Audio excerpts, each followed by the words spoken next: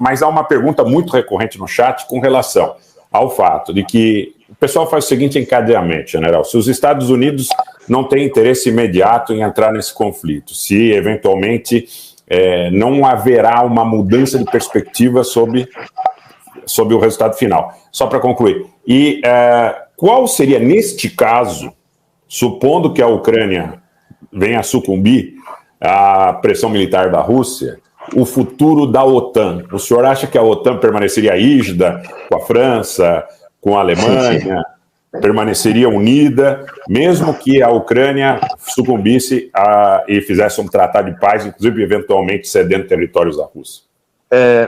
Eu gostaria só de clarificar aqui uma questão. Atenção que os Estados Unidos e a OTAN estão a participar neste conflito desde o início. Nomeadamente quando falamos do intelligence, se não fosse o intelligence da NATO, porque aquela zona está a ser sobrevoada 24 horas por dia, 7 dias na semana, a toda a hora, não é? E com diferentes aviões, com diferentes capacidades, com diferentes sensores. Uns fazem imagery, outros fazem reconhecimento do signal intelligence, como é que se diz, do intelligence que se obtém a partir do espectro eletromagnético, outros que fazem o controle de conversas. Portanto, há uma grande panóplia de aviões e com uma grande panóplia de sensores que obtêm informação em determinados domínios e depois é preciso fazer a fusão de toda essa informação para depois se ter uma imagem o mais completa possível do que está a acontecer. Portanto, os Estados Unidos contribuíram de forma significativa com os seus meios para este intelligence que está a ser levantado diariamente, e a NATO também. Pronto. Esta questão me parece-me importante. E depois, naturalmente, olho os suecos, por exemplo, os suecos que não estão na NATO e também participam nesta operação com aviões. Não? E, portanto, os franceses, os alemães, não sei se os holandeses, mas há uma série desses países, agora não tenho de cor. Portanto, isto é a primeira questão, que é a NATO participa nesta missão de várias maneiras.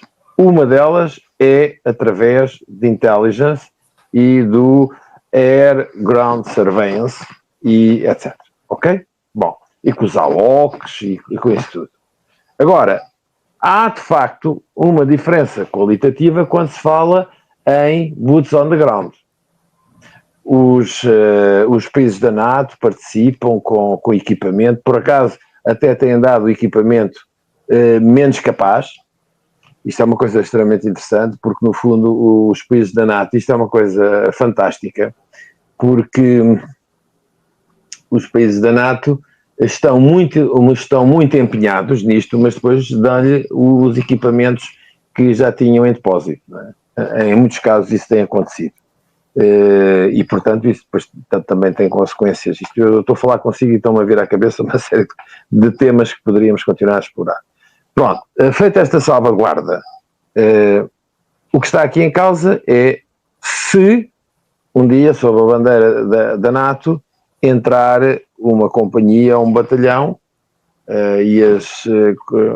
em cima de viaturas e rolar nos campos da Ucrânia. E a coisa está o caldo dentro lá.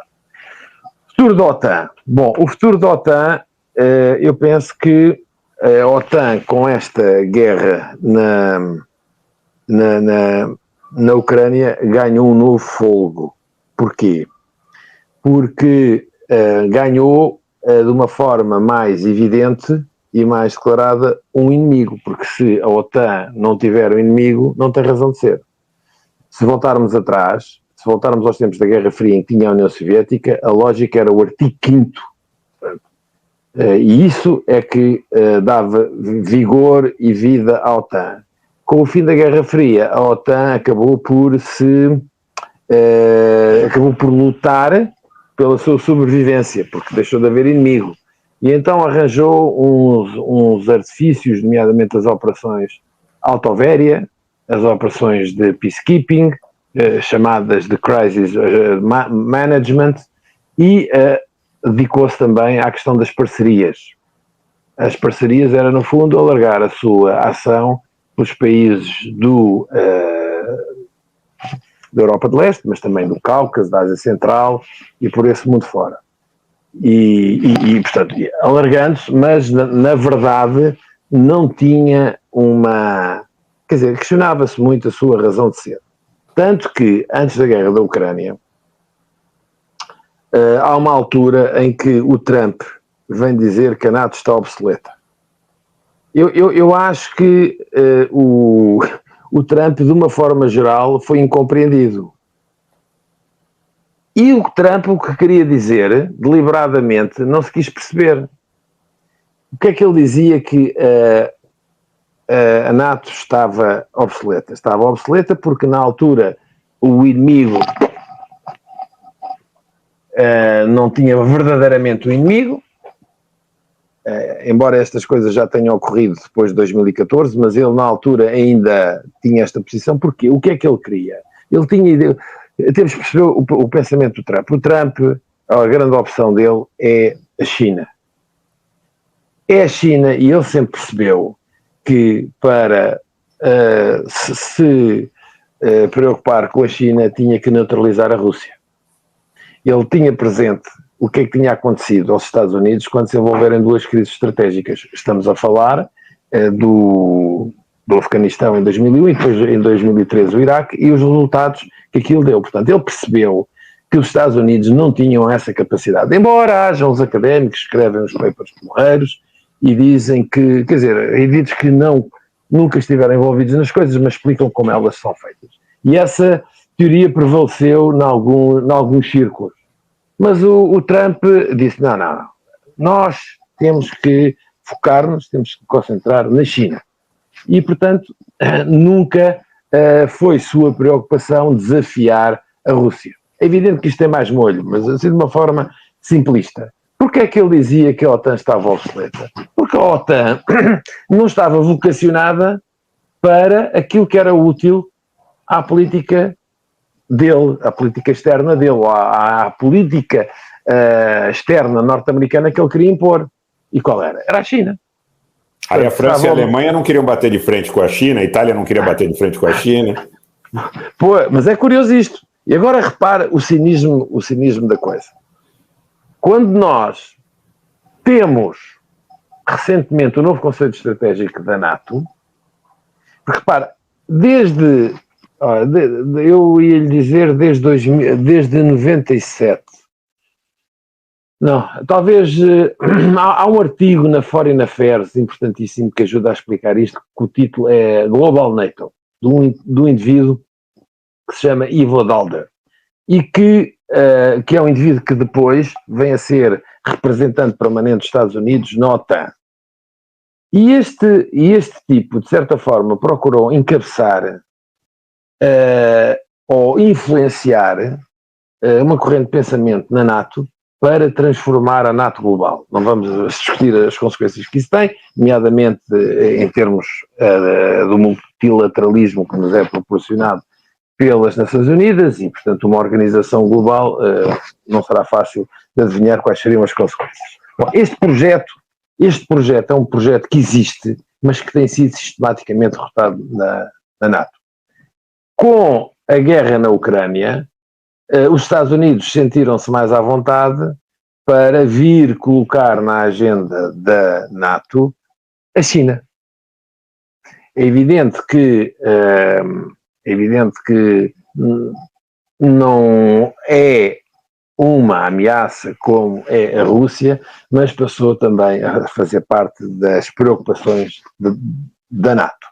Bom, isto para responder à sua questão, sem mais divagações, eu penso que, independentemente do que acontecer, aliás, vamos até imaginar que a Ucrânia perde a guerra, que a Rússia vai alargar as suas fronteiras, a NATO não vai desaparecer. A NATO não vai desaparecer. A NATO vai estar e vai continuar a desempenhar o papel para o qual foi criada. Ou seja, a NATO, a partir de 2014, regrediu para o artigo 5º, porque até 2014 a NATO tinha 3 grandes core tasks, que era a defesa coletiva, a gestão de crises e a defesa cooperativa, que no fundo eram as parcerias, ok? Portanto, eu diria que não haveria uma grande prevalência de uma dessas core tasks sobre as outras, mas é um período em que a NATO é fundamentalmente uma organização política. É sempre política ou militar, mas a componente política cresceu e tinha uma importância, eu diria que maior que as outras core tasks. Isso inverteu-se tudo em 2014. E, portanto, o que acontece é que a OTAN 3.0 regressa à OTAN 1.0 com a prevalência do artigo 5º. Bom, com os desenvolvimentos da guerra da Ucrânia, eu não visualizo que a OTAN vá desfalecer, a OTAN vai se manter, porque nesta altura tem emprego. Tem emprego. E nós ouvimos, da boca de vários dirigentes, que a Rússia, que num dia não tem botas, não tem mísseis, são soldados incompetentes, não tem pneus, não tem etc, etc, mas que conseguem chegar conseguem derrotar a Europa toda e chegar quase que até à França. Portanto, o que está aqui, isto é como diz o Orwell, ou double thinking, nós conseguimos pensar em duas coisas que são opostas exatamente ao mesmo tempo. E neste caso concreto, o que me parece que, dadas as conveniências que vai prevalecer, é de facto a ameaça russa, independentemente da capacidade militar que a Rússia tem, da sua capacidade económica e de todo o conjunto dos seus recursos, nomeadamente todos os recursos humanos. Portanto, é isso. Eu penso que a NATO vai se reforçar. Aliás, ela tem-se reforçado desde o ano passado. Quer dizer, este processo começa todo em 2014. Uma agenda da NATO para o Norte de África, penso, e que era essa que seria mais interessante, países como Portugal, Espanha, a França, a Itália, a Grécia, penso que nesta altura foi enviada para o caixote de lixo e será seguramente introduzido mais um capítulo, com alguma importância, que será o leste. O leste, leia-se, a Ásia. E porquê? Porque isso é algo que interessa aos Estados Unidos e, como todos sabemos, a NATO é uma ferramenta importantíssima da política dos Estados Unidos.